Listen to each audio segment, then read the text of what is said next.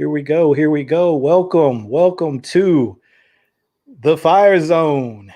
You've been waiting for this. You've probably seen some stuff on Twitter about it. We've talked about it on some other two guys watching football pods, but it is Dennard, Melton, and myself, Mike Crawford, aka Abu Kari, on Twitter. But look, I'm not going to do a whole long background on how this came together, but if you're a Ravens fan, you know the Ravens have a rich history when it comes to defense.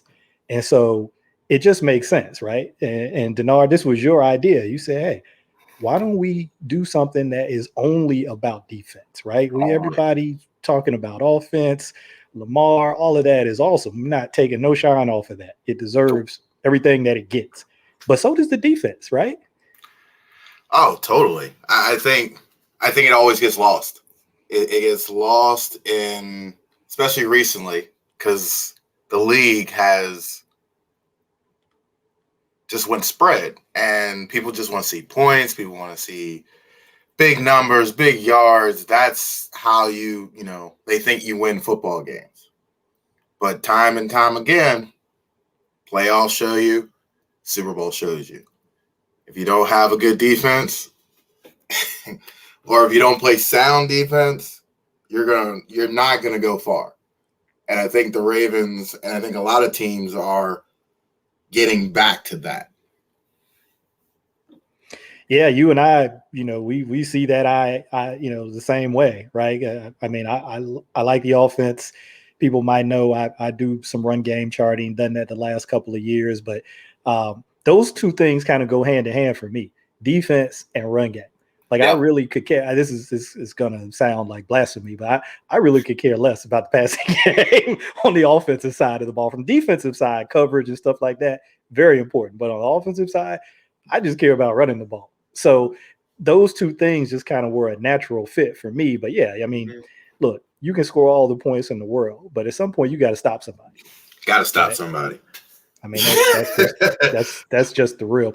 So we're going to get right into this. Like I said, I'm not going to do a whole lot of build up and background. I mean, as we do these, I think, more stuff will kind of be revealed and talk a little bit more about origin and all of that. But for this first one, we wanted to talk about something that is particularly relevant because it's coming up in a couple of weeks here. It's training camp. And something a specific thing that happens at training camp, and a number of things that are going on, but defensive install, right? It's one of the things that we wanted to focus on in this first episode. And so people who are listening, if you've got some knowledge, some experience of this kind of thing, maybe you played, maybe you coach, you might say, hey, why is this guy asking such elementary level questions? Hey, I don't have that experience. So I'm going to ask these questions to Dennard, who has played and coached, as someone who doesn't have it. So we're taking it back to preschool, right? Kindergarten. Absolutely. What, why, where, who, when, and how. And so let's educate. That's right. That's what you're going to do. So right off the top, what is a defensive install? So when it comes to it kind of goes all the way back to kind of the end of the season. You kind of have to evaluate who you are as a defense going forward. Now in college, that's losing seniors and moving people up, juniors, sophomore, freshmen, things along that sort. But in the NFL, that's guys getting a little older. That's guys coming into hopefully their prime. This is new guys coming in who have played in a completely different system, and you may be asking them to step into an immediate role that they may not be ready for. So you have all these forces coming in, and meanwhile, as a coach, you're watching film and figuring out, what were my strengths last year? What were my weaknesses last year? What do I need to address going forward to prepare my football team to be better than what we were last year? Because if you're not getting better, you're getting worse. So defensive prep going into install really starts with, breaking down your strengths, breaking down your weaknesses, and then figuring out how all that's going to fit going into the season. And in the NFL, that's mini camp, that's weight room sessions, it's all those things wrapped into one. And then everyone's always like, this is a silly season in July. This is the most important time in a coach's world, is these last 3 weeks running up to camp, is how do I put my team in the best position to be successful with a defensive scheme, mindset, and then basic install to get to make my team better. Makes sense. So then, then you got the basic install going forward is its own animal, because now you, as a coach, it's about trust. So defensive install starts with the basics, basic fronts, basic coverage. And that is, I don't care where you are, who you're coaching, the first 2-3 days, that's all you're doing. Because you've got to build a level of trust. You've got to make sure that your defensive tackle is what you need. You got to be sure that the linebackers are where they're supposed to be, and maybe someone's better.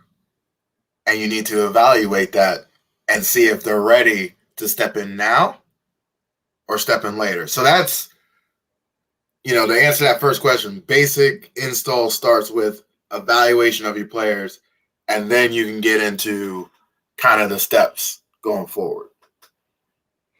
And that's kind of going to lead us into my next question. I got one I want to piggyback on the back end of the what, but the next one was going to be, well, why do we do it? And you kind of touched on that, why you're doing this defensive install. But before I jump completely to why, one little thing at the end of what. So I think what comes to my mind when you describe that, the first thing that comes to my mind is the players, right? The focus on the players. And when you've got players who've been in the system for a year, 2 years, 3 years, and you have a coordinator who's run that system for maybe that same point in time. This is a 2-part question, but so here's the first part. We'll do one and then the second one. So the first part is, with that context, do you still start from scratch with the install? Yes. Okay. Absolutely. You because it's not always about the player who's always been there. It is, but you also got to show the new guys coming in that everybody's the same. Everybody goes through the same paces. Everyone's going to understand this the same way. Now, obviously, the older guys are going to know, and you need to lean on them as coaches to teach the young guys the tricks of the trade. So, in essence, everyone gets treated the same, because once again, you're still evaluating. You still as a coach, you still need to know if you can trust your guy, your best players, your boys, whoever you have as your number one. You're still evaluating, and particularly in NFL, you're still evaluating if he's slipping, if he's doing this, if he's doing that, if he's cheating, if he's cheating on technique, if he's doing those things. You'll pick those things up in basic install that you're not chasing in week 4. Makes total sense. And so here's the second part of that, and it's directly related. So not only do you have players who've been in the system coming back, but then new players coming in, like you said, in I think this happens every year, but in the Ravens case, maybe they have this a little bit more than they have in previous years. You got new coaches on defense. Mm-hmm. And so not only are the players having to learn the install, I won't make the statement, I'll ask it as a question. How do you teach new coaches the install? From the very beginning. So when they come through the door, if they were hired in March, I'm sure as a D coordinator, he had a game plan to get everyone up to speed. Now, that may be individual, that may be as a group, but each coach learns the defense differently. I know as a player, I learned it from my position out. Some players learn it from as a totality and then bring it into their position.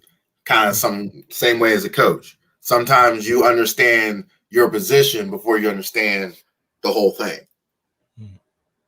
And then vice versa. So then that's just styles, right? Learning styles, different ways people learn. Or is there one approach that's better than another?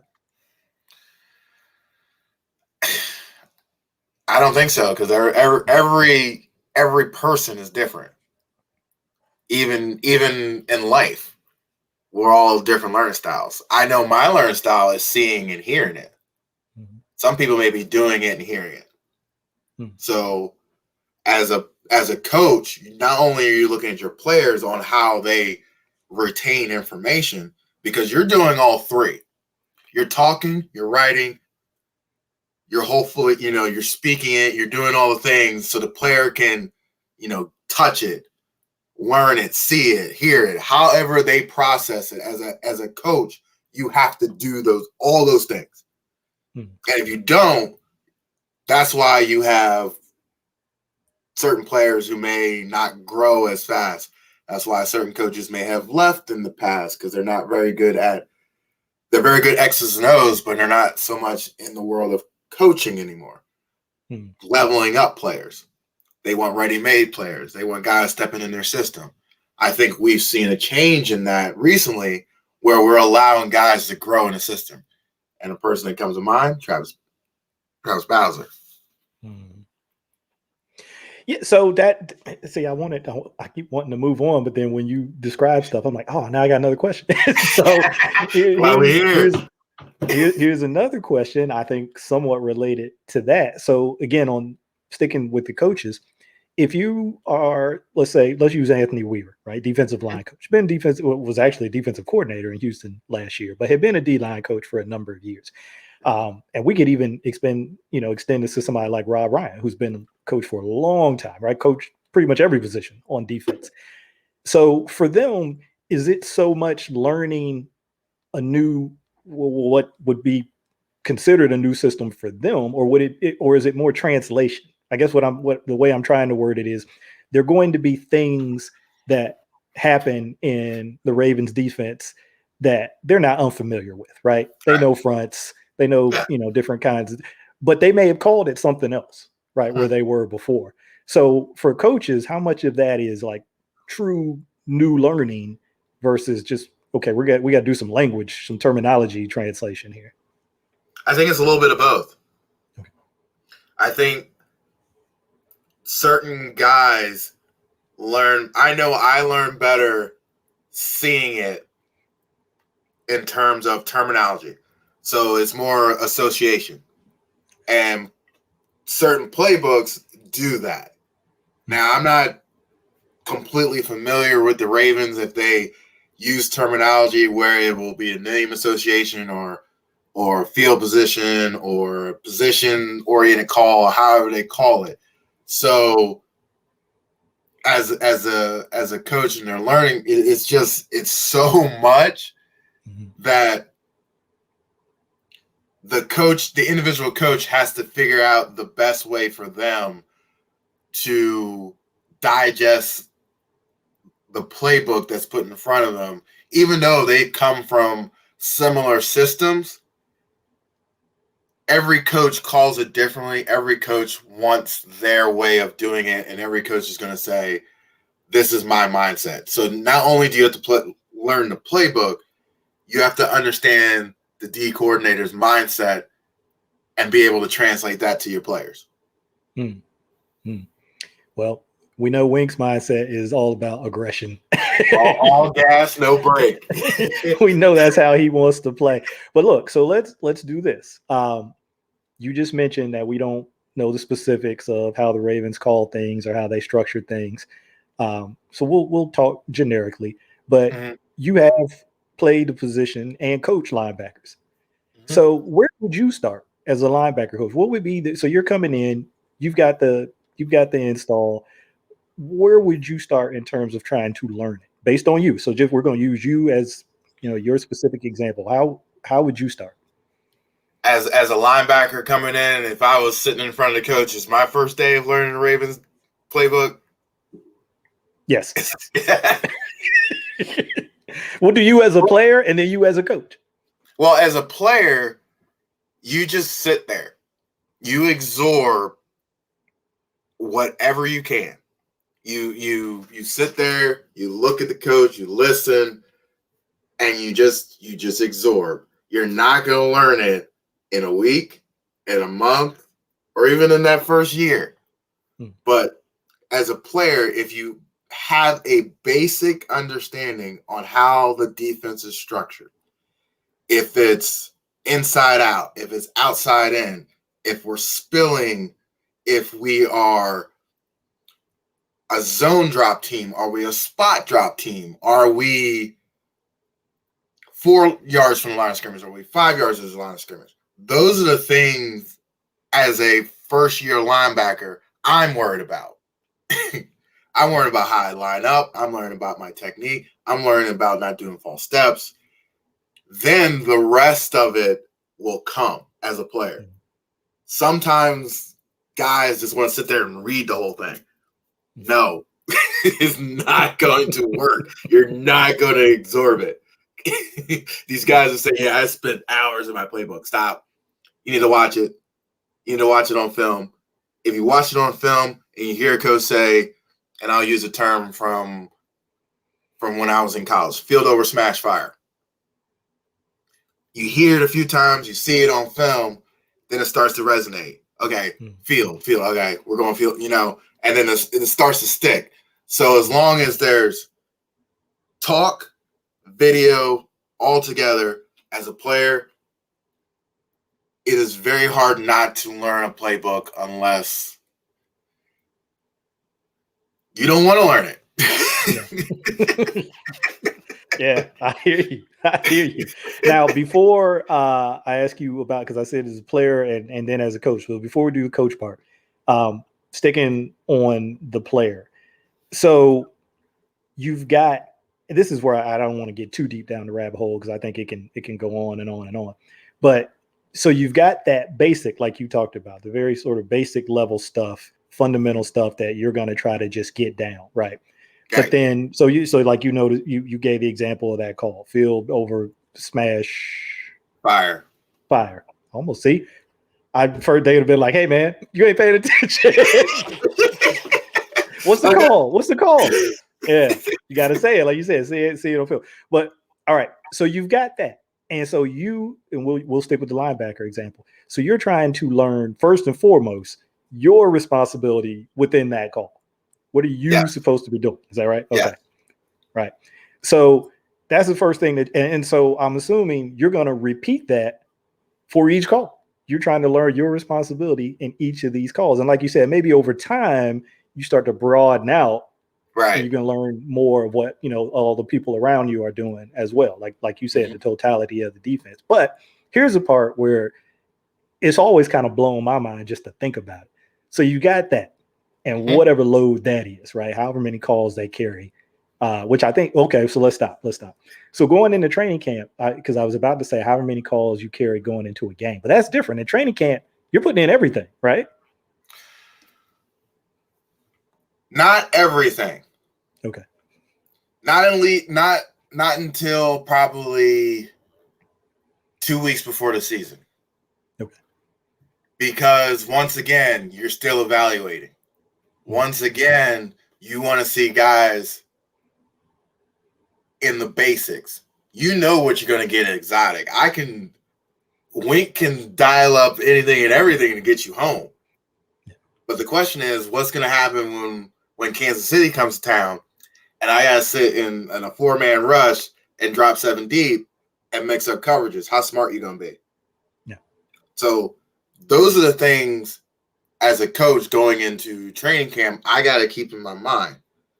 And I think a lot of fans get lost in that in the preseason when they see their team, oh, we had 7 sacks, we had this, we had that, we were blitzing from everywhere. Whoo, you need to you need to still. Yeah. There's a reason why your team is doing that. They want to show success. They want to give their players success. They are building a culture of success.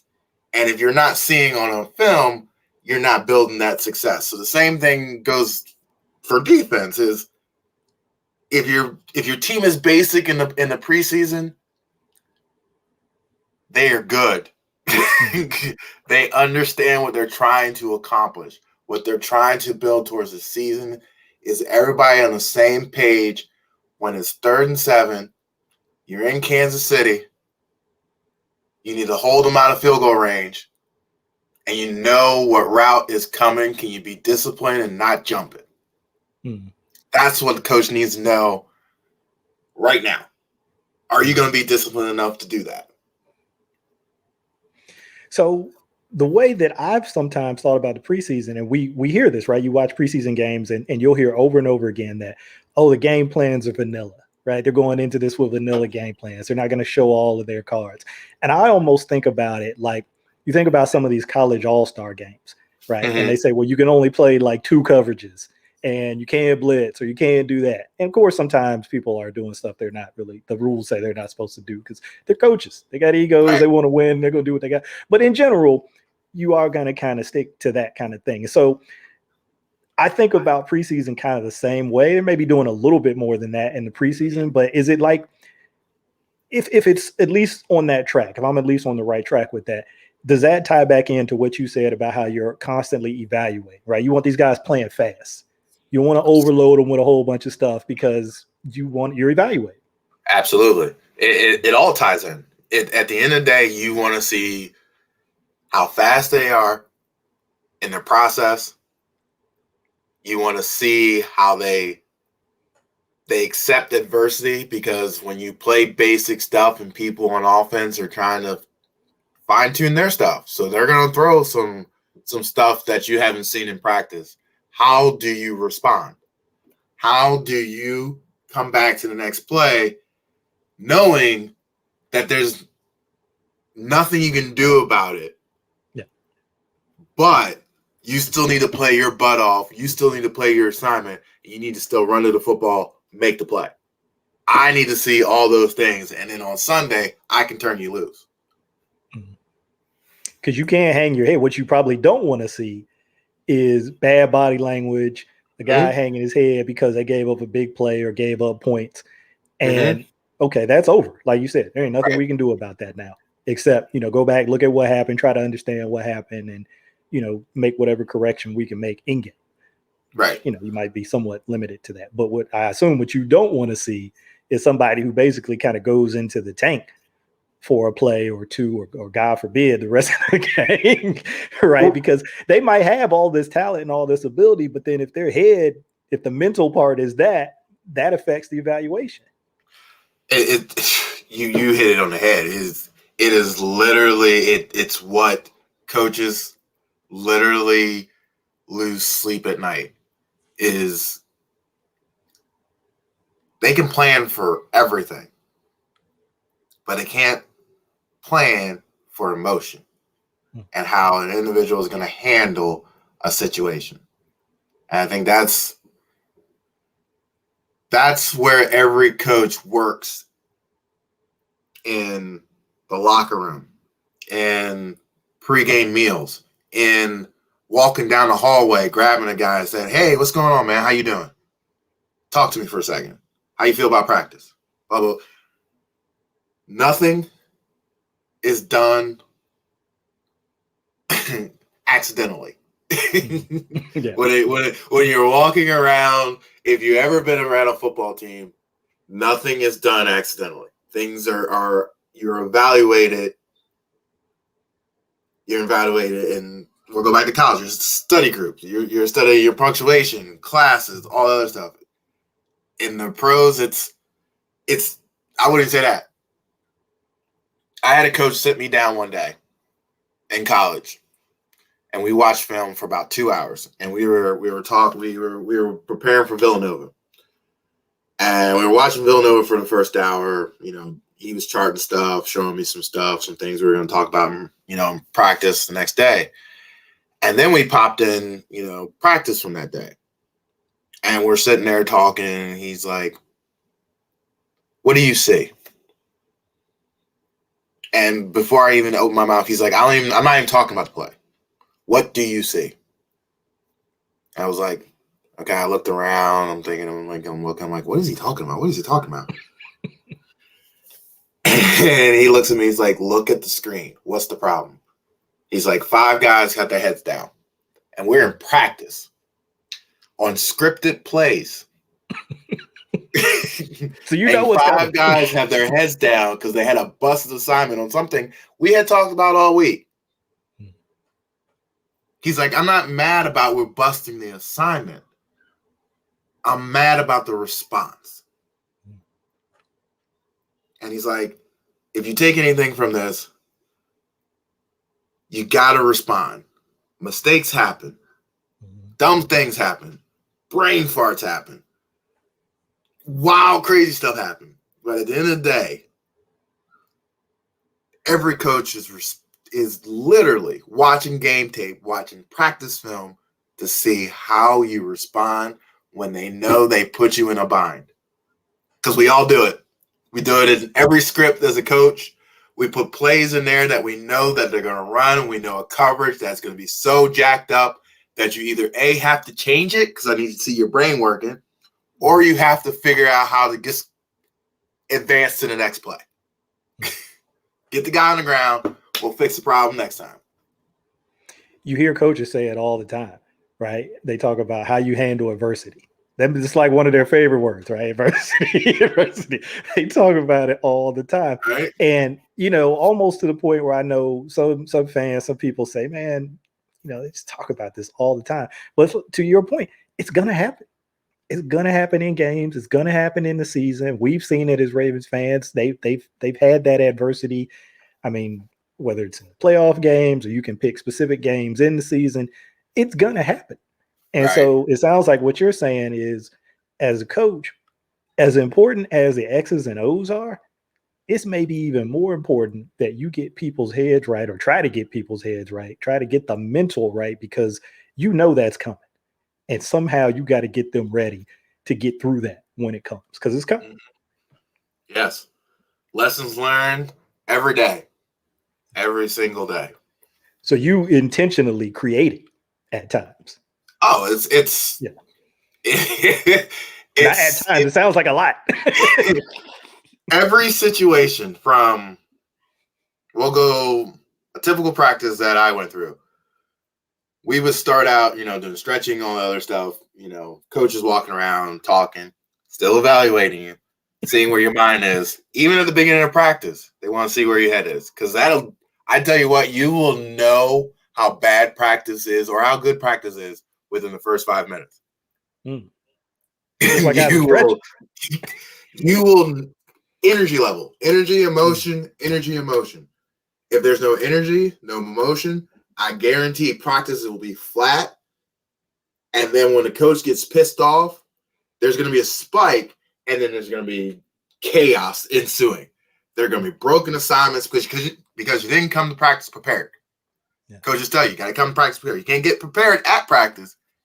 You got to prepare before practice. And they do those things. So, yeah, I got a lost train of my thought. But no, but you were talking about how you intentionally create that adversity in practice for what you're going to experience in games. And that is part of, I know this theme that's been running through this whole conversation is evaluation. That's part of that evaluation, right? When I put you in those situations, and I know that I'm putting you in that situation intentionally. But how are you even going to handle that mentally? Are you going to turn and be like, oh, why he setting us up like this? Or are you going to find a way to get through it? Like you said, whether that's making a change, whether that's just saying, hey, you know what, let's just tackle this dude, get him on the ground, and then, we're going to get right on the next play. But you could look at it. Well, okay, again, so like I said, I want to make statements. I want to ask questions. Have you, either as a player or one of your teammates or even as a coach, have you seen that where somebody's like, look, we're in practice and, I know you can have scripted plays. They got cards drawn up. People kind of know what's happening. But people are like, come on, man, why are you setting us up like this? Oh, those conversations happen in the huddle all the time. Like, it's happening, but as a player that you have to be in the moment. And you have to understand that at any point, there could be such a change. It could be, someone doesn't get the call, or you get the call and you realize, well, crap, how are we going to do that? We don't have a timeout. We don't do that. How do you communicate with your other players? Like, hey, look, hook call's coming. I know coach told you to go to the flat, but stay in the hook. Those are the type of conversations. Like, once you get the play call and players have been around, like the Campbells, the Humphreys, the Peters, who comes in there and literally goes, it's 3rd and 5. Screen. Because that's what we've heard all week. Those types of players are invaluable. That's why Marcus Peters is so valued here where he was not valued anywhere else. He may get burned from time to time, but what he's doing in the pre-snap and in the locker room, and then in turn giving you the turnovers that you need to be successful as a defensive coordinator, I will figure out how to cover up his mistakes from time to time. Those are the type of things for a player like that who can come in and in the heat of the battle tell the secondary, hey, it's 3rd and 8. They love the curl out here to AJ Green, and then the hook behind with Boyd. Hey, we got to tell the linebacker, make sure you stay home. Don't chase the drag that's coming across your face. Like, those conversations are not only happening in practice, but they need to happen in the game. So if they're not happening in practice, I guarantee they're not happening in the game. No, Peters is a great example of that. And I don't even really know the half, because obviously I'm not in their meeting rooms or at practice or anything like that. But just watching game film, you can see him, like you said, pre-snap. He might communicate more than any cornerback that I've seen. You think about linebackers communicating, you think about safeties communicating, but he's out there calling out motions. He's calling out formations. He's pointing at, hey, here's what's coming. I was listening to a podcast recently that the Rams coach Sean McVay does with Peter Schrager from Fox, and he talks to other coaches, right? So he had the Bengals coach on, and I'm blanking on his name now, but they worked together when they were in Washington, and now they've both gone on to become head coaches. Well, it was the Bengals game from was it last year? Was it 2019? I think it was 2020, because it was Burrow was out. Yeah. So it was the second Bengals game. Burrow was out, and they had I can't remember their backup quarterback, but he's a rookie. This was his first start. And Peters got him for Finley. And Peters got him for a pick 6 in that game. So McVay and the Bengals coach were talking about that play, and the Bengals coach said, hey, this was Finley's first game, and more experienced quarterback might have just given the hand signal for Omaha, but he actually said Omaha. And both of the coaches, McVay and he said, we both know that Marcus knows what Omaha means in our system. And he said, as soon as he heard it, the Bengals coach, he says, I can hear it. I'm saying there's nobody in the stands, cover everything. So I could hear him yelling out Omaha, Omaha. And I'm thinking to myself, no, don't throw it out. Can't get the time out fast enough. Right? Because he knew. And that's what McVay said. McVay said Marcus is just one of those guys, he's so intelligent, right? And you don't always hear people talk about him in that way. But he's so intelligent, and he knows so much in terms of not just because he's played against that system, right? When they're both using the same offensive system, essentially. But he said he's just, and Wink talked about it too. Wink says, dude's just a football savant. He's just really, really smart when it comes to football. So I couldn't agree more with what you said about how invaluable those guys are. I mean, think about it. The man stepped on the field against Seattle in his first game. Understands coverages. Even in his time in with the Rams, he may have understood Russell Wilson, but every team attacks every team differently with their bread and butter play. So he even that's the beautiful part of why I love Marcus Peters and watching Marcus Peters, because he reminds me a little bit of me, the little bit of a daredevil in terms of I'm gonna bait you to make the biggest splash possible. Yep. Now, like I said, every once in a while you may catch me. True. But most times or not, I'm gonna get you. and I feel like Peters is like, that's the gamble I'm willing to take. And then in the Seattle game, it was just like it warmed my heart how he set up Russell. Because even Russell knew it. As soon as he stepped and kind of started releasing the ball, he was like, oh, yeah, you already know. And Peter said that. What you just said about him, he said that in his own words. He said, I want the ball. Okay. I want the ball. He said, I'm out there to make plays that change the game. I'm not just out there, a little pass deflection here or there or that.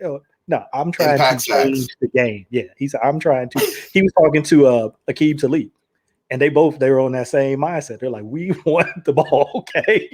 First and foremost, I want the ball. So you're right. When that's your mindset and you play that way, are you going to give up some catches? Sure. Are you going to give up maybe even some touchdowns? Sure. But you're going to make plays, and we've seen it. You just talked about that one in the Seattle game. We talked, the Bengals game. There's been other games. He's going to make plays that change games. So that's the balance with him. You're going to have some games like the Kansas City game where, it can look bad at times, but then you're going to have other games where it literally changes the game. Yeah. This is just how it is. All right. And as long as it doesn't become a issue, I'm gonna keep paying that man. Yeah, if it flips to where you changing the game into losses, then we're gonna have to evaluate the last year of that contract. Come here, bro. Yeah, here we got a problem. But I he's still playing at a high level, so I'm not worried about that. So look, we've actually, believe it or not, we've covered a lot of these questions. I just the basics of. We talked about the what, we talked about why teams do this. In an indirect way, we talked about the where. I mean, obviously, we led off with this is happening during training camp, but the where, and I had where/when. I kind of I put those together because I did have one question about that. So we're talking about training camp, but training camp isn't the last time you install plays, is it? No. You are installing plays, I would say, until at least mid-season. I would say if you look at the Ravens' schedule, see, this year's schedule is will dictate it a little bit differently in terms of what they need to, get started and play, because they don't play a divisional team until, what is that? Let me look at my phone here. Their first divisional game is not their first divisional game is not till week 7. So we can have a little fun the first 6 weeks, because a lot of those teams, only really Kansas City has seen them, and the Colts have seen them recently. Right. So as a coach, you have to install your basic stuff, but you don't have to get too exotic, because those teams normally don't see your packages anyway, so they're not going to be prepared for it. Now, at the end of the day, you may have some stuff in there particularly for that team, but especially this season, I wouldn't be surprised we won't see the whole package until week 4, week 5, week 6. So that was always something that I wondered about. I'm sorry. Yeah. Go ahead. No, I was saying, and don't be, I've seen, installs later in the season because coaches have done their homework, and we all of a sudden put in, like we did this one year, where we were playing Hofstra, and Hofstra, back when I was in college, 2002, 2003, they were run and shoot. They were 4 wides in the gun 75, 80% of the time. That's what you they didn't play did. against Crevette, did you? You didn't play against Wayne Crevette. Was he? No. Okay. No. He was, I think he was what? Early 90s? Mid 90s maybe? So yeah, he was well in the league. Yeah. Okay. But they threw a lot of tunnel screens. They threw a lot of wide receiver screens. That was their jib to the whole thing. So instead of playing our normal 4-3, we installed an entire defense just for Hofstra in a 3-5-3. So sometimes you play your basic stuff, you throw in, you do your basic fronts coverages, you got your blitzes, man zone stuff, and then you do your install with your third down and your goal line stuff. Normally it starts to get installed probably closer to the season because, that's, really when you need it. But, typically with the goal line and everything of the sort and practice scripts, that all gets played in together. And then, as the year goes on, you may install blitz here and there or tweak something here and there. So it's never not an install time because each week could change a little bit this here or there. You might have to change the coverage. You may have to change, the nose tackle from being a shade this week. We're going to play more over front or under front or base front or tight front, whatever that might be. Then you might have to install it that way, but more times than not, you're not installing a lot after the season starts, but you're putting in 1 or 2 things every once in a while. Now, because of the volume of stuff that some teams carry, are there ever times where this is another 2-parter? So part 1, are there ever times where, let's say you put something in training camp, and just because of who you're playing, situations, whatever, you haven't had to not only not call it in games, maybe you haven't even put it in that week. Maybe you're not even practicing just as your game planning because you're just like, it's just not situational. Right? We're not going to need it. But then you get to a point where you do, right? Mm-hmm. You get to a point, and so it's similar to what you said about the Hofstra stream about putting in a new defense just for them. But it's different in that it's something you put in and you carried it, but you just haven't practiced it for a long time. And then you get to a point where it's like, okay, hey, this week it's up since it's in this week. How much recall do guys have to have? Like, all right, I know it's been 7 weeks since we talked about this, but it's going in this week. If they're putting something in like that, as a coach, we would talk it up a lot.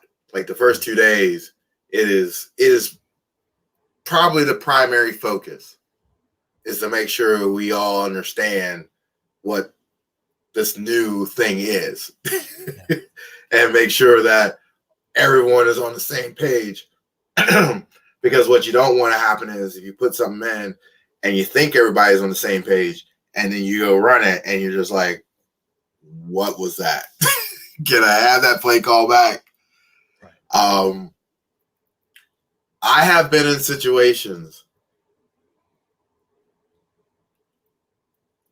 even in the middle of a game, second quarter, coach comes over and like, hey, we haven't run this in 6 weeks, but they're running something that we didn't anticipate, and we know that this will kind of combat that. And it is a free-for-all on the sideline, like getting everybody tight. Because first of all, you don't want to give it away like, oh, shit, we're changing something, like we're panicking a little bit. But you also want to make sure everybody's on the same page. So that's where you start seeing conversations. And you'll see this on tape sometimes on the sideline. You'll see older guys starting to talk to young guys, and they're in an intense conversation. They just put something in on the sideline. They're changing their entire game plan, and they need the old hat who understands it, who's run it at some point to make sure that the rest of the guys understand now, instead of running it this way, you need to do this. You need to do this. If you don't do this, instead of that dude hitting his head on the goalpost from 60, he's just going to keep hitting his head on the goalpost from 80.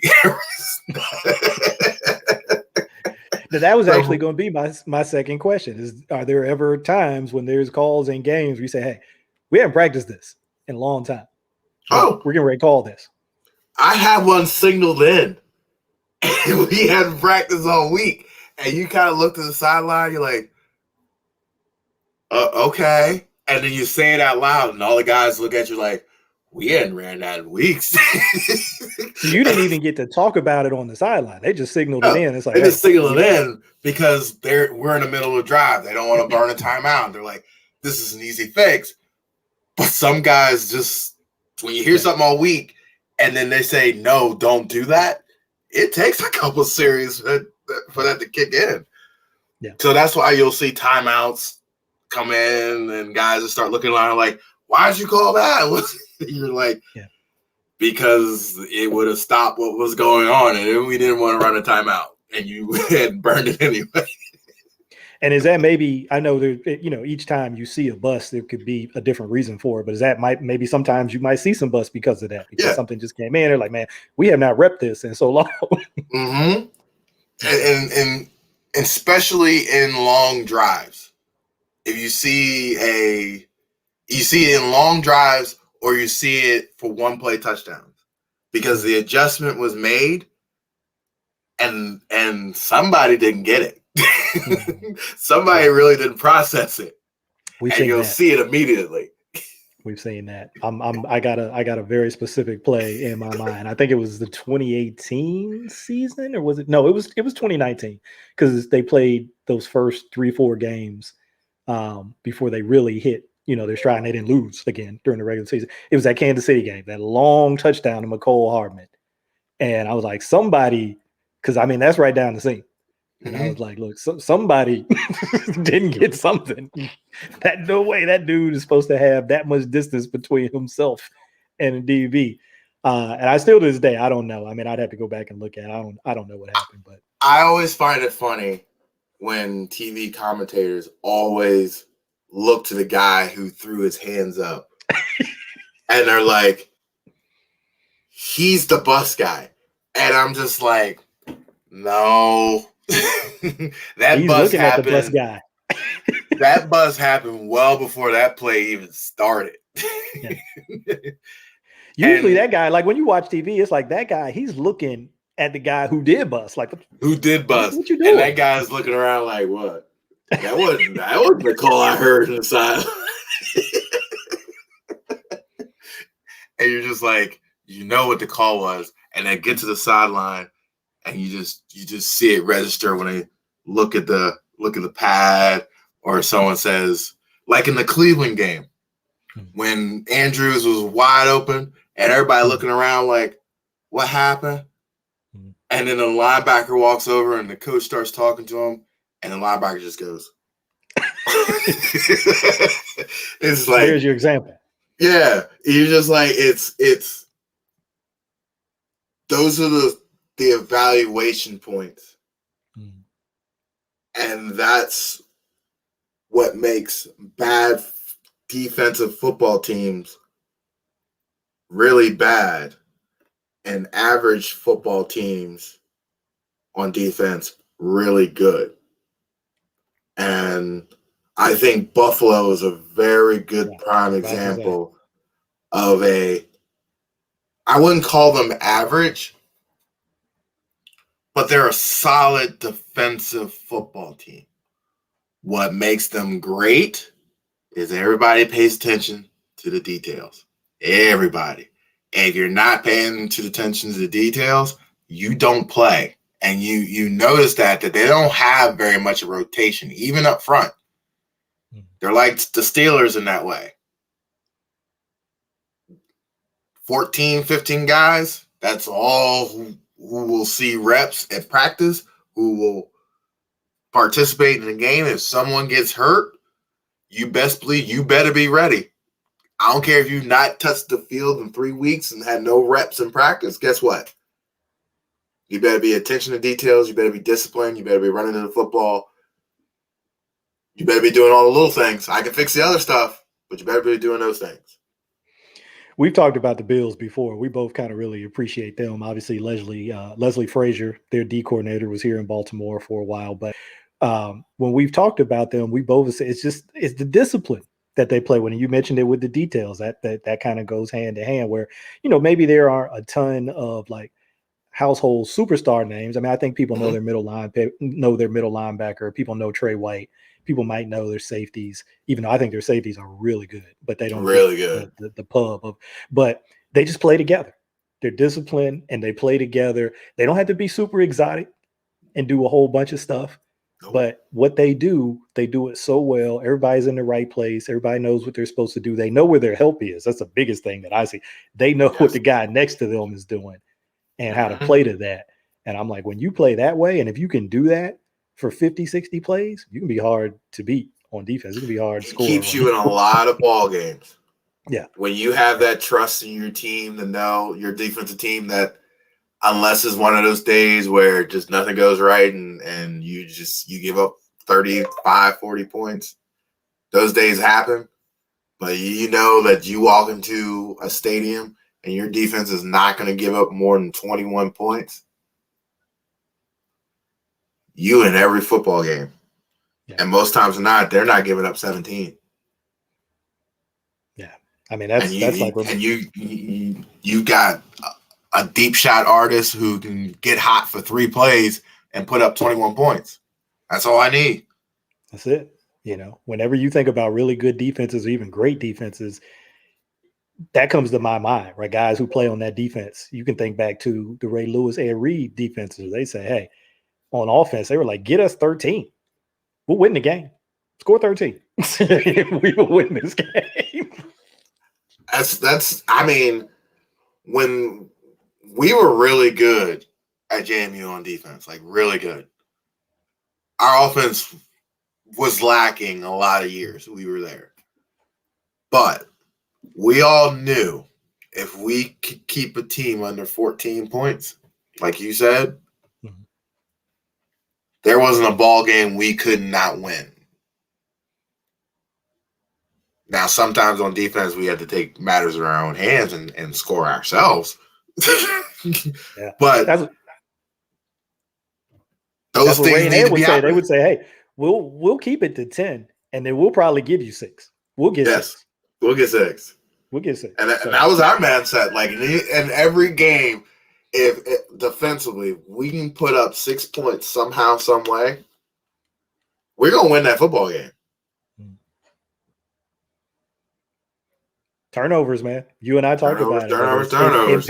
Impact sacks, turnovers, whatever the case may be. So we've almost gone an hour. I've covered pretty much everything that I wanted to cover. Obviously, the goal is to do more of these shows throughout the season. Once we have games, we'll really be able to get into the nitty-gritty on defense and what's going on. But just to wrap it up, I'll give you the floor. Anything that you want to talk about going into training camp, any storylines on defense, any particular players you're interested in, just speak on that. I'm interested in seeing how Wink evolves from last year to this year. He's evolved each and every year that he's been the number one guy calling the plays. He went from being very exotic and throwing all these blitzes and being the number one sack team. And then last year, he had to adapt. He had to adapt on the fly and put players in positions that they normally didn't play at because of COVID, because of other things that were going on. And I'm curious to see how much that grows defensively. Will he sprinkle that in more? Particularly against teams like Kansas City, against, the Colts, or teams that like to, dink and duck and do those things. Is he still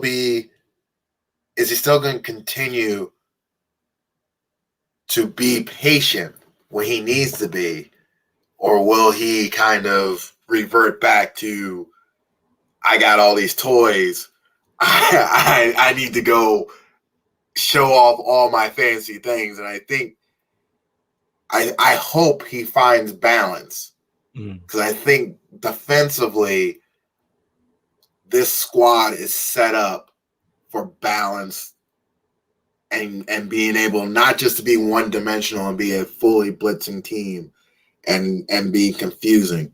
I think this team can sit in zone and make you beat them.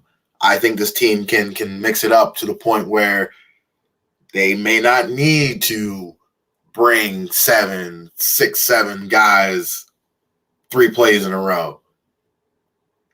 I'm excited to see what Bowser does, but I'm also excited to see Ferguson. I know a lot of guys like kind of are down on him. Mm-hmm.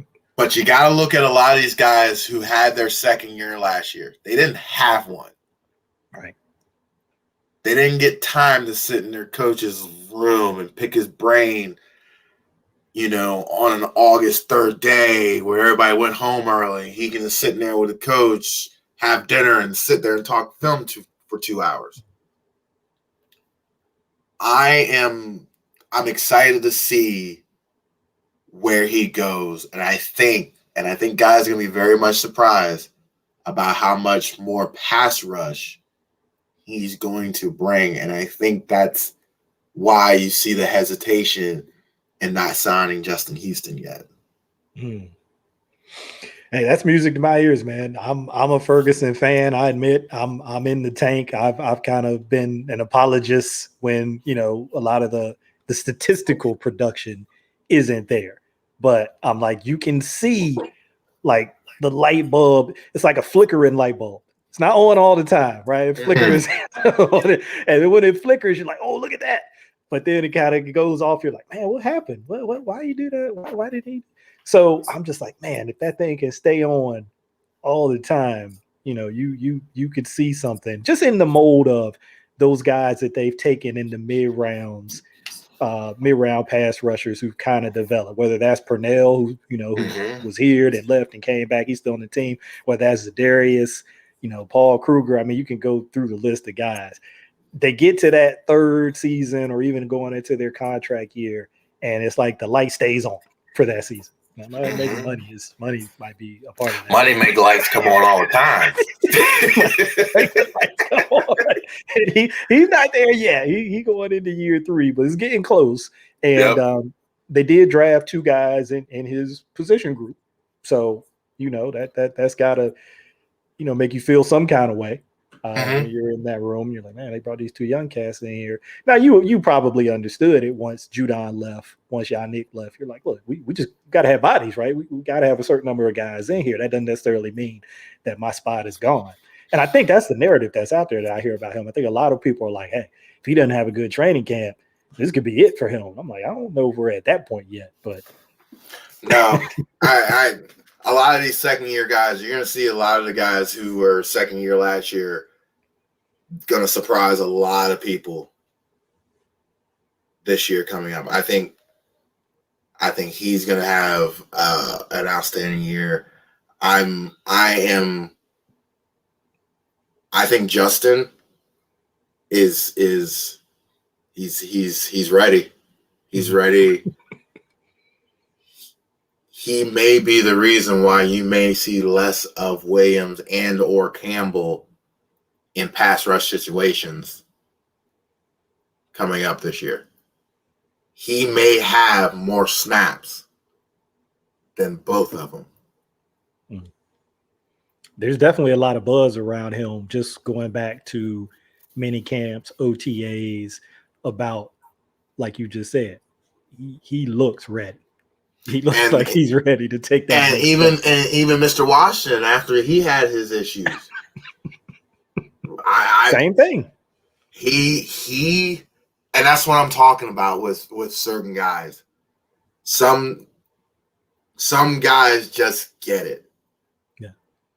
And it doesn't. He even if that was a scare, whatever you want to call it, you even saw flickers of it last year where he could hold his own as a guy who had no training camp, had nothing. Yeah. And from everything I've seen with his technique, from all the film I've seen online that they've showed, he's a different player. Now the question is, will that translate? We'll see. We'll see. We'll see. Time will tell. I know, just real quick on my end, for me, I know everybody's always excited about the rookies. Everybody wants to see rookies because, like you said, it's kind of the new toy mentality. But I'm always pretty interested in the second and third year guys. We talked about Ferguson, but for me, it's Queen and Elliott. Those are the two guys for me. You and I have talked about this before with Queen. I think, and I'm not afraid to step out on that limb. I'm not saying whether it'll happen or not. It's just what I think. I think he's got defensive MVP kind of ability, like not just team defense. I'm talking about league. I think he's got that kind of ability. Will you get there? Because that's big, to put that on somebody, that's big. I don't know, but I just think he's got that kind of ability. And with Elliott, got to play his first full season last year without injury, was around the ball a lot, right? Didn't always come up with it, but was around it a lot. And you start to translate some of those into actual turnovers. I got my eye on those two guys because I think we could see something big from both of those guys. I agree. I think Queen's special. But hey, I want to be respectful of time. I know we said we were going to try to keep this to right around an hour. We just went over an hour and a minute. So we pretty much on it. But anyway, we'll wrap it up here. And hey, we appreciate everybody for tapping in. Obviously, like, subscribe, all of that good stuff. Right now, this might start out under the Two Guys Watching Football umbrella, but I know you want to have your own YouTube channel, kind of put, build this, because this is yours. This is your idea. This is your thing. I'm just, helping out a little bit that I can. So Absolutely. I know you want to build that out and kind of have it out there. But there'll always be a connection. I tell people all of this stuff is like we live in the same neighborhood, right? Absolutely. Two Guys Football, Deep Cover, Fire Zone. We all got our own houses, but we live in the same neighborhood. Absolutely. We come out and we kick it or do whatever. So, hey, we appreciate everybody, and just, be on the lookout, right? Because more is coming. Absolutely, guys. I appreciate everybody who is going to take a look at this. I appreciate Mike and all those guys, Cole, who really helped me, say this was a great idea to try to do. So much appreciated. Dev, all you guys, Chris, appreciate you guys. I'm excited about this season, guys. Ravens, defense, everything else. Loving it. Can't wait to do more. Fire Zone Show, baby. We're out.